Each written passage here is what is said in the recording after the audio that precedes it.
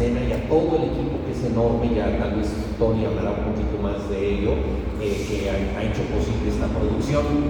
La obra tiene una larga historia, como ya decía Tony, porque empezó con una invitación de Luis de Tavira cuando él dirigía la Compañía Nacional de Teatro para que yo presentara un proyecto. Y pensé en un tema que siempre me ha intrigado, que es el momento en el que México se convirtió en la sede mundial de la expansión de la conciencia.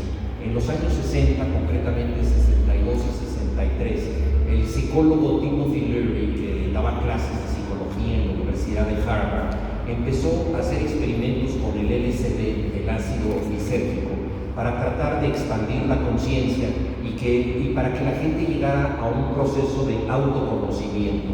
Él estaba convencido de que no se trataba de una droga adictiva y que de manera regulada y controlada se podían abrir las puertas de la percepción, como las llamó el poeta Dylan Thomas, y de ahí el grupo The Doors tomó su nombre, ¿no? De las puertas de la percepción.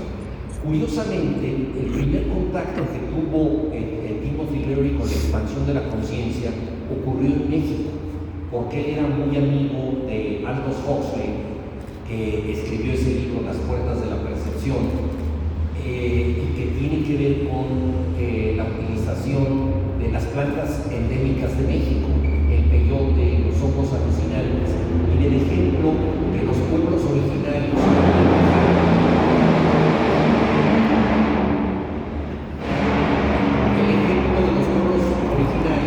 que habían dejado para utilizar las drogas de manera ritual, responsable, sin aniquilarse, sin destruirse. Los zapotecas en Oaxaca, con figuras como la sacerdotisa María Sabina, los huicholes en Nayarit, en San Luis Potosí y otras partes de nuestro territorio. Entonces, en Cuernavaca, en un viaje que hizo aquí Timothy Leary, probó los hongos alucinantes por recomendación de Aldous Huxley, regresó a Estados Unidos y se dio cuenta de que existía ya esta droga, el LSD, que había sido creada nada más y nada menos que por un premio Nobel de Química, Albert Hoffman. Entonces, como vemos, todo empieza en el mundo de la ciencia, de la psicología, del arte y de la antropología. Pero este pensamiento obviamente cautivó a las nuevas generaciones. Era la época de la contracultura en Estados Unidos, y entonces en la Universidad de Harvard, Timothy Leary tuvo un problema de éxito. Todo el mundo empezó a ir, en los grupos de rock querían participar en sus seminarios de expansión de la conciencia, los artistas, los antropólogos, se volvió muy exitoso, llamó mucho la atención, y la gente de la universidad dijo: esto está demasiado loco, no podemos controlarlo, y acabaron con esos experimentos.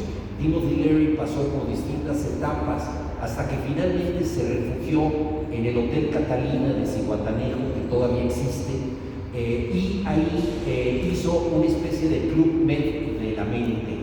Ustedes saben que el proyecto turístico del Club Mediterráneo consiste en tener programas de entretenimiento, no solamente tener turismo, sino hacer que el turismo tenga actividades. En este caso, las actividades eran mentales y de autoconocimiento.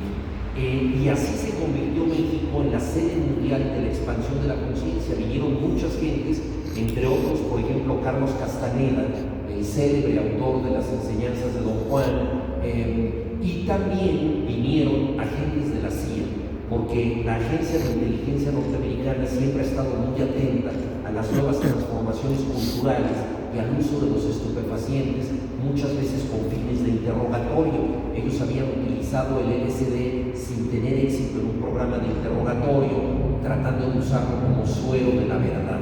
Entonces, todo esto hizo que México se convirtiera en una especie de botín en disputa. ¿Por qué botín en disputa? Porque la CIA y cierta parte de la administración norteamericana quería tener un acceso privilegiado a las drogas, y al mismo tiempo miembros del gobierno mexicano participaron en estos experimentos porque querían ver qué se estaba haciendo, y porque México en aquellos años de partido único tenía un gobierno un tanto esquizofrénico. Ustedes recordarán que el gobierno mexicano de pronto era muy progresista en algo y muy represivo en esta ambivalencia que en parte por eso pudo estar 71 años en el poder. Entonces entraron algunos miembros del gobierno y muchos gobiernos de manera muy favorable, porque Timothy Leary acuñó una frase que está en la obra, que es la siguiente. Le dijo al gobierno: México puede ser la Suiza psicodélica. Suiza es el gran paraíso de las farmacias del mundo. Toda la industria farmacéutica tiene su sede en Suiza, es un negocio extraordinario. La salud del mundo depende de los laboratorios suizos. Y él dijo: la salud mental puede depender de México. México puede ser esta sede de la expansión de la conciencia controlada, regulada y sin peligro. Y dijo lo siguiente, que eso me parece muy importante para lo que estamos viviendo hoy en día, y de ahí lo acucioso, lo urgente para mí de escribir esta obra. Dijo: si ustedes no le entran al control regulado cultural de las drogas, lo van a dejar en manos de otras personas, porque la caja de Pandora ya se abrió. Esto es muy atractivo, y si ustedes no lo regulan, todo va a quedar en manos del narcotráfico. Escojan la conciencia o el narcotráfico.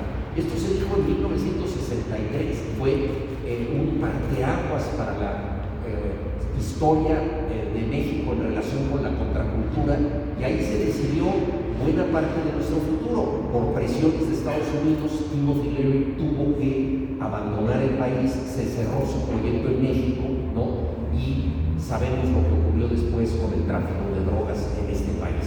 Entonces, Hotel Nirvana es este hotel donde se recupera la expansión de la conciencia, este momento contracultural en el que se están buscando transformaciones. Hay 11 actores en escena, cada uno de ellos pasa por una transformación no necesariamente positiva, porque tampoco podemos decir que todas las alteraciones de la conciencia son para bien, y hay una responsabilidad que debemos asumir al respecto.